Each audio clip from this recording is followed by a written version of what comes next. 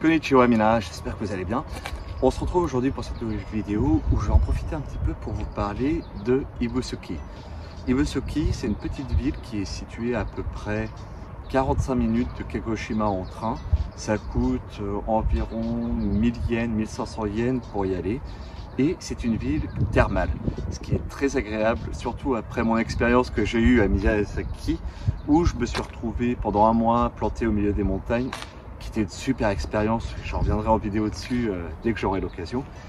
Et qui est située pas trop loin de Kagoshima, qui est une assez grande ville, qui est la plus grande ville au sud du Japon. Et du coup, ça permet de bien profiter et de se relaxer. Alors, qu'est-ce qui fait que Ibusuki, c'est une ville qui est très spéciale? C'est qu'il y a beaucoup de onsen, donc de bains thermaux, et surtout plus particulièrement sur l'île de Kyushu, ça s'appelle la Terre de Feu quand même. Il y a beaucoup de volcans qui sont encore en activité au Japon, et notamment dans cette zone-là, ce qui emmène forcément à beaucoup de onsen, donc des sources d'eau chaude naturelles. Petite particularité du coup, c'est que une fois que vous êtes à Ibusuki, vous avez beaucoup de choix. La ville est pas très grande, vous pouvez tout faire en vélo, donc regardez bien sur vos guest house si vous avez l'occasion d'avoir des vélos à disposition, ça vous rendra l'expérience bien meilleure. J'ai été un peu surpris aussi par le fait que les rues sont assez vides. Alors, j'y étais pas forcément à un moment qui était ultra propice, mais je me suis retrouvé une période où il commençait à faire bon. Je veux dire, il fait 15-20 degrés en ce moment à Kyushu. La nuit il fait 10 degrés, j'étais pendant un week-end et les rues étaient vides et j'étais très surpris de ça. Ça ressemblait un peu à une ancienne station balnéaire. Et après coup, en fait, je me suis rendu compte que les gens venaient principalement à Ibusuki pour la journée, mais pas forcément y passer du temps vu qu'on n'est pas forcément très loin de Kagoshima. Ce qui fait la particularité aussi de Ibusuki, c'est qu'ils ont un spot qui propose des bains de sable en même temps qu'un onsen. Et c'est quelque chose qui est génial. Vraiment, en fait, la source d'eau chaude va se jeter dans la mer, donc elle passe sur un banc de sable.